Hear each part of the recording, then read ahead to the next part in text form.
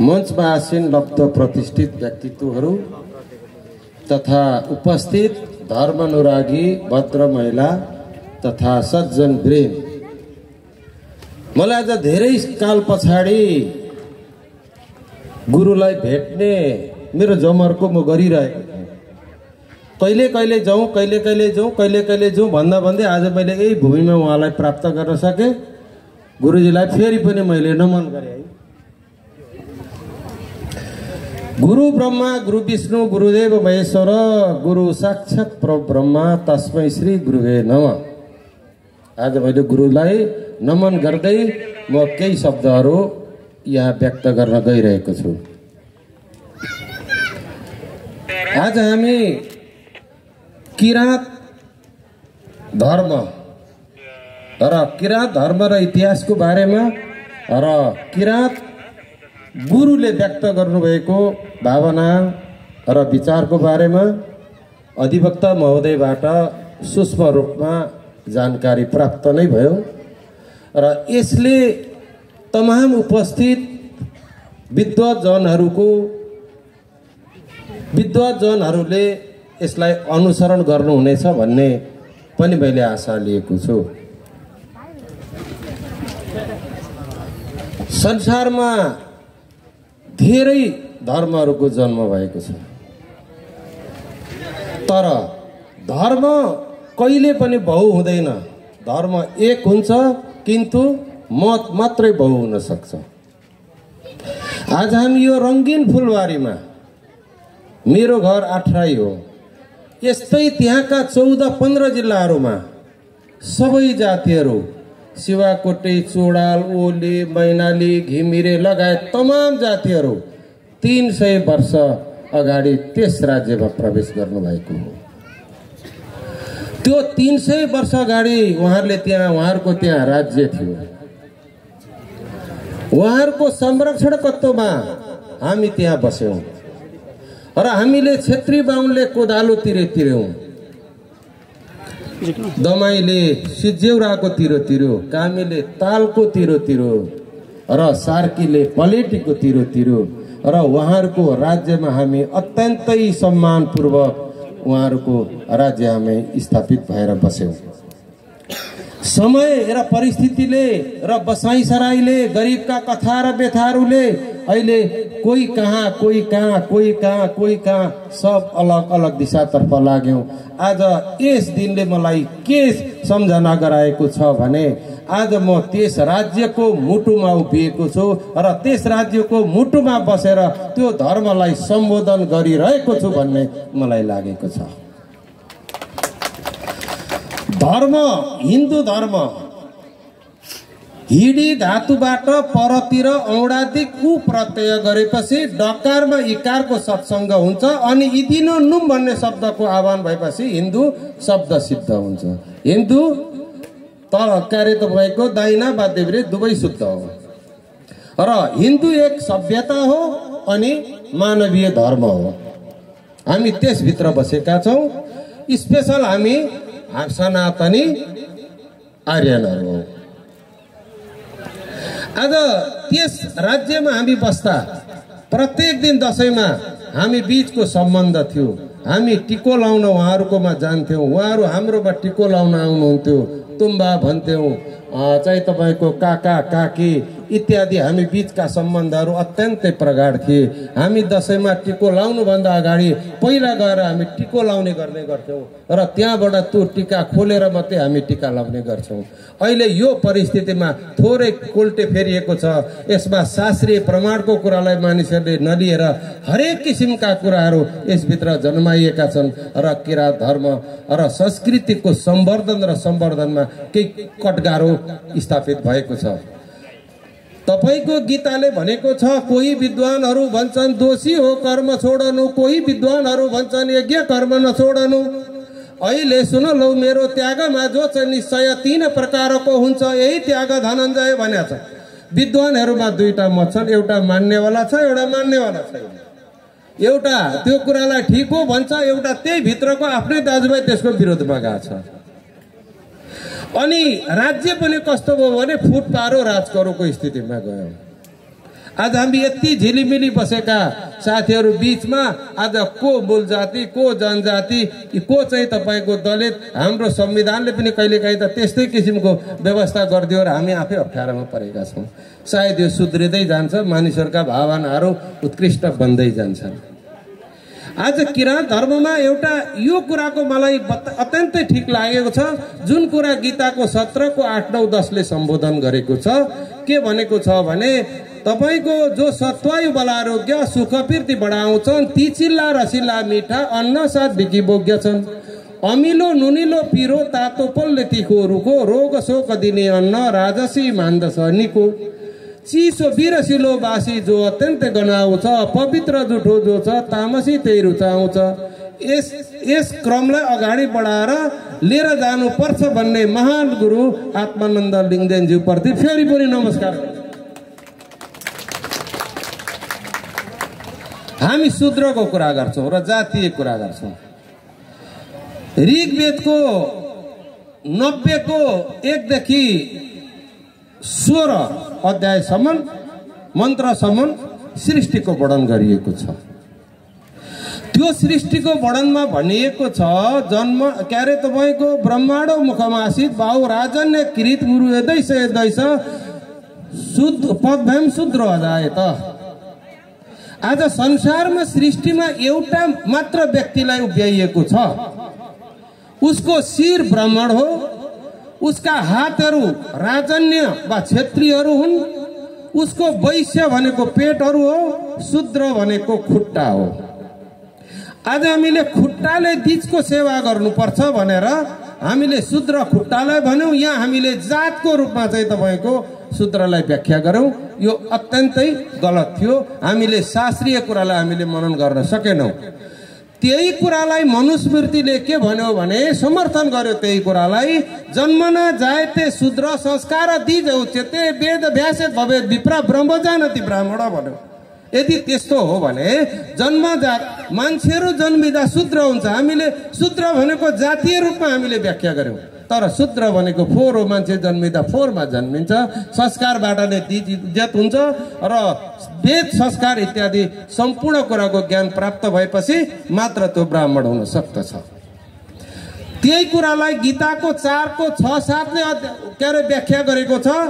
तपाईको 4 जात र चाहिँ मैले गुण कर्म विभागले कर्पात कर्ता छु तैपनि त्यसको अकर्ता छु म तत्त्वले। कृष्णले पनि यसलाई चाहिँ त्यसरी चाहिँ तपाईको व्याख्या गरेर ल्याइदिनु भएको छ। यो गुण कर्मको आधारमा जातको विभाजन गरिएको छ। यसमा सबैभन्दा ठुलो किराँत धर्म ग्रन्थमा सबै जातहरू छ, त्यसभित्र समानता छ, कहीँ असमानता छैन।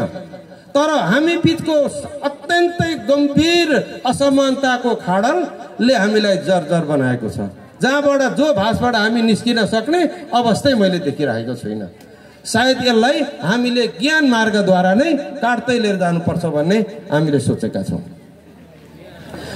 जहाँ हामी यस भूमिमा बसेका छौँ, आजभन्दा तपाईको यो चाहिँ हिमवत खण्ड, स्कन्द पुराणको हिमवत खण्डको 132 अध्यायले के भन्छ भने कृत्य सत्यपुरी गेह त्रेतामा च तपोवनी द्वापरे मुक्तिका नाम कलौ नेपालिका पुरी। आज हामीले त्यो अवस्थामा यो नेपालको नाम हिजो कसले राखो भनेर हामी विविध कुरा गर्छौं। स्कन्द पुराणको हिमवत खण्डको 162 अध्यायले नेपालको नामलाई किटान गरेको छ। यो आज भन्दा चाहिँ 5000 ईसापूर्व 5000 वर्ष पहिला नै यसको इतिहास भएको हो। दोस्रो आएर तपाईको 2000 वर्ष अगाडि कालिदासले भन्नुभएको छ द्विस्थान दिशि देवतात्मा हिमालय नाम नगादी राजन। आज हामीले उत्तरतिर जहाँ देवी देवताहरूको वास छ त्यहाँ चाहिँ तपाईको एउटा चाहिँ देवी देवताहरूको नेनम नामुनिना पूर्व पालना पुण्य कर्मणा इदमी हिमवत कुच्यो नेपाल इति चोच्यते। ने नाम गरेका मुनिले पालन गरेको पुण्य भूमि र यो भूमि चाहिँ हिमालयको आधिपत्यमा रहन गएको हुनाले यसको नाम नेपाल रहन गएको भनेको छ। यसमा पछाडि आउने धेरै जनाहरूले चाहिँ तपाईको यसको बारेमा चाहिँ गलत तरिकाले व्याख्या गरेका छन्। हिन्दू धर्मको बारेमा मैले केही चर्चा पनि गरिनँ। ओमकार मूल मन्त्रस्य पुनर्जन्म दृढाशय गोभक्त गुरुभक्तश्च हिन्दू हीन तो दूषक। तपाईको ओमकारलाई मूलमन्त्र मान्ने, पुनर्जन्ममा विश्वास गर्ने गाई र गुरुका भक्तहरू नै सभ्य आर्यनहरू हुन्, हिन्दूहरू हुन् भनेर भनिएको छ। यही ओमकार परिवारभित्र नै आज किराँत कार्य तपाईको उसको जन्म छ र त्यसबाट नै हामी आएका छौँ। हाम्रो भाषा नेपाली भाषा 1400 शताब्दीमा मात्र तयार भएको हो भने किराँत भाषा चाहिँ तपाईको 12औं शताब्दीदेखि सुरु छ। त्यसैले धर्मको अर्थ के हो भने धारणा गर्नु। मैले आफूभन्दा माथिल्लो मान्छेलाई सम्मान गर्न सके भने उसबाट म चाहिँ तपाईको आदर पाउन सक्छु र मैले कसैलाई आदर गरे भने उबाट सम्मान पाउन सक्छु। धर्मका बाटाहरू एउटै हुन्, धर्मका मूल स्रोतहरू एउटै हुन्, मानिसहरूका गन्तव्य र हिँड्ने बाटाहरूमा धेरै फरक छ। आज हामीले यो जुन संस्कार र उसको लुगा लगाइरहेका छौँ यो कुनै धर्म होइन, एउटा संस्कृति हो, हाम्रो संस्कृति हो, त्यो संस्कार हो, त्यसको हामीले जगेडा गर्नुपर्छ भन्ने मेरो ठम्याइ हो।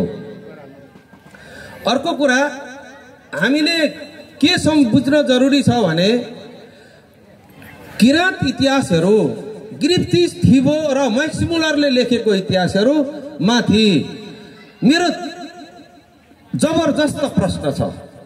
आज महान गुरुज्यूलाई मैले यस मञ्चमा भेटेको छु र मेरा केही रिजर्भेसनहरू राख्ने अनुमति चाहन्छु।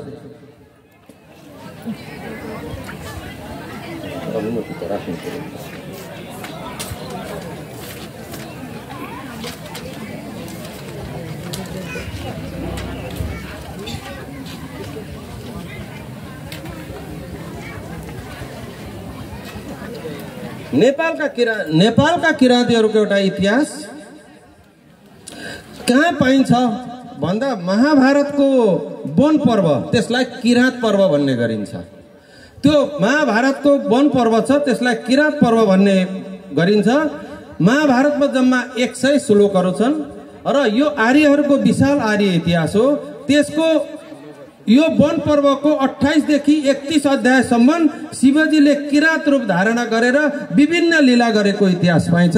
म यो महान गुरु आत्मानन्द लिङ्गदेनज्यू र गुरुमाज्यूहरूलाई यसको बारेमा अलिकति चाहिँ यसका उहरूलाई अध्ययन गर्न जरुरी छ कि भन्ने मलाई लागेको छ। र यो इतिहास चाहिँ कहाँबाट यसरी पढ्न गयो भने यसको इतिहास त्यहाँ भेटिराखेका छौँ हामीले। र अब किराँतीहरूको इतिहास कहीँ धर्म, संस्कार र संस्कृति। धर्ममा सत्य न धार्यते पृथ्वी, सत्य न तपते रवि, सत्य न वाति वायुश्च सर्वसत्य प्रतिष्ठितम। आखिरी संसारमा जे जति छ त्यसको आधार स्तम्भ भनेको सत्य नै हो। दोस्रो कुरा शिव पुराण ज्ञान संहिता अध्याय 65 देखि 67 सम्म पनि किराँतीहरूको वर्णन प्रष्ट रूपमा लेखिएको छ। अग्नि पुराणको अध्याय 310 देखि 314 सम्म पनि किराँतीहरूकै मूल स्वरूपको वर्णन गरिएको छ। सम्पूर्ण वैदिक वाङ्मय भनेको संसारकै सबभन्दा पुरानो दस्तावेज हो, त्यसमा किराँतीहरूको प्राधान्य छ। जस्तै महाभारत, शिव पुराण, वेद, अग्नि पुराण, श्री नारायण कृत, तन्त्र सार संग्रह आदिमा किराँतीहरूको वर्णन पाइन्छ। यहाँका किराँतीहरू मङ्गोलियाबाट आएका हुन् भन्ने ती शास्त्रहरूमा कहीँ कतै उल्लेखित भेटिँदैन। यो मेरो एउटा जबरजस्त प्रश्न हो। यसमा सबैले एउटा गम्भीर रूपले अध्ययन गर्ने विषय पनि भएको छ। कहीँ पनि के अरे तपाईँको त्यो शास्त्रहरूमा कहीँ पनि उल्लेखित भएको छैन। यदि किराँतीहरू मङ्गोलियाबाट यहाँ आएको भए त्यहाँको खानपान, शशी मुन्दुन, आखिरी मङ्गोलिया भने त चीनदेखि उत्तरको भाग हो। अब खानपान, शशी मुन्दुन मिल्छ कि मिल्दैन? मङ्गोलियाबाट को पहिला आए र कुन शताब्दीमा आएर पहिला कहाँ आएर बसोबास गरे, यो एउटा खोजको विषय भएको छ। यसमा चाहिँ शास्त्रै प्रमाण छन्। सारा कार्य बुझाउन तसमा शास्त्र विधानका कार्यमा चल अर्जुन भनेको छ। त्यसका शास्त्रले भनेको कुराहरू व्यायाम कतिपय मिल्दैन भने कतिपय भाषाको समस्याले पनि यी कुराहरू ओझेलमा परेको छ। हाम्रै पनि अहिले संस्कृत भाषा राज्यले चाहिँ कतिपय ठाउँमा संस्कृत भाषालाई हटाइदिएकाले आज हामीले त्यो भाषाको ज्ञानबाट पच्युत हुनु परेको छ र ऊ त्यो पुराण भनेको बेला टुलु हेरेर बस्नु परेको छ, हामी बुझ्दैनौँ। अब त्यस पछाडि इमानसिंह च्याम्जुङले किराँत इतिहास लेख्दा पनि संस्कृतको खास अध्ययन त्यसभित्र ती शास्त्रहरूको चाहिँ तपाईको अध्ययन अलिकति कम गरेर अंग्रेजी लेखालीले लेखेको कुरालाई चाहिँ अलिकति बढी चाहिँ त्यहाँ फोकस गरेको देखिन्छ। त्यो चाहिँ उहाँले दिएको कुरा र इमानसिंह चेम्जोले लेखेको कुरा र शास्त्रीय कुरामा थोरै तात्विक एकदम फरक देखिरहेछ। त्यसलाई केलाउन अलिकति जरुरी छ कि भन्ने पनि मलाई लागेको छ। र किराँतीहरूले सतलुङ, मिलुङ र पुतलुङको पूजा गर्ने गर्छन्। मिको अर्थ आगो हो, लुङको अर्थ ढुङ्गाको अर्थात् अग्नि देवताको पूजा गर्ने गरिन्छ हैन, पूजा गर्ने चलन छ। मिलुङलाई पारुवाङ अर्थात् शिवजी मानेर पूजा गर्ने चलन छ। त्यसैले पनि जटाधारी महायोगी कामरी पार्वती पते त्रिनेत्रधारी हे शम्भो पाउमा पर्छ यो जन शिवजीको सन्तानहरू जय हो। अब तपाईको यसमा चाहिँ महाराज जनकको पालादेखि लिएर शुद्धोधनको पालासम्म नेपालमा किराँतीहरूको शासन थियो भन्ने कुरा चाहिँ तपाईको त्यसमा प्रष्ट रूपमा लेखिन्छ। ब्रह्मा, क्षेत्री, वैश्य, शूद्र 4 वर्ण जम्मुदी भारत खण्डमा भएका हुन्। त्यसमा किराँतीहरू क्षेत्रीमा पर्दछन् भनेर महान विद्वान रघुनन्दन साहित्य भूषणले आफ्नो लेखमा प्रष्ट रूपमा उल्लेख गरेर ल्याउनु भएको छ। चाहिँ त किराँतीहरू नै हुन् भनेर उल्लेख गर्नु भएको छ। हालसम्मको अध्ययन अनुसार मङ्गोलियामा कुनै पनि किराँतीहरू भेटिँदैनन् भने किराँतीहरू नेपालका रैथाने जाति हुन् भन्ने कुरामा यो हाम्रो शास्त्र चाहिँ तपाईको किटान गरेको छ। हाम्रो त 18वटा चाहिँ तपाईको धर्मशास्त्रहरूले त किटानी सबै व्यवस्थाहरू लेखेको छ। मैले मात्र यो भन्न खोजेको यी दुईटाको बीचमा कदम भाषाको तालमेल हो कि होइन, ए के भएको भनेर आज महान गुरुको सामिप्यमा उभिएर यो एउटा कस्टडी जस्तोमा पनि उभिएर म यहाँ आज चाहिँ म बोलिरहेको छु। अब महाभारतमा आज तपाईहरुले साराले पुराण सुन्नु भएको छ। साराले पुराण सुन्दा त्यहाँ के भनेको छ भने 88,000 ऋषिलाई नैमी सारण्यमा पुराण सुनाउने सुतजी महाराज किराँती हुन्। सुतजी महाराज आज सबैको घरमा पुराण गर्दा त्यहाँ पहिलो चरणमा चाहिँ सुतजी महाराजले सुनाए भनेको छ। सुतजी महाराज किराँती हुन् र त्यो किराँती र यो किराँतीको तालमेलमा कहाँ चाहिँ तपाईको यो सकिएको छ, यो चाहिँ एउटा खोजको विषय चाहिँ भएको छ। अब यजुर्वेदको 3 स्वर मैले यति हो सकिहाले। अब तपाईको यजुर्वेदको 3 मा पनि तपाई गुहामम किरातम भनेर भनिएको छ र त्यहाँ पनि किराँतीहरूको इतिहास पाइन्छ। नमुची, साम्बर, बर्ची यी सबै किराँतीहरू हुन्। अब किराँतीहरूको इतिहास कोर्ने ढुण्डिराज, अब मैले तपाईँ साहित्यतर्फ पनि हेरेँ, किराँतीहरूको इतिहास कोर्ने ढुण्डिराज भण्डारीले पनि नेपालको ऐतिहासिक विवेचना भन्ने ग्रन्थको पृष्ठ नम्बर 35 देखि 39 सम्म अध्ययन गर्दा किराँतीहरूको इतिहास प्रष्ट खुलाउन सक्नु भएको छैन, जो अहिले त्यो डिग्रीहरूमा पढिरहनु पर्छ त्यो। र नेपालको ऐतिहासिक रूपरेखाको पृष्ठ नम्बर 35 मा बालचन्द्र शर्माले शरदचन्द्र दासको समर्थन गर्दै किराँतीहरू भोट हुँदै नेपाल पसेको भन्ने मत अघि सार्नु भएको छ। उनीहरूको मत कतै कर्कपेटिक र राइट वंशावलीको कारणमा भेटिएको छ।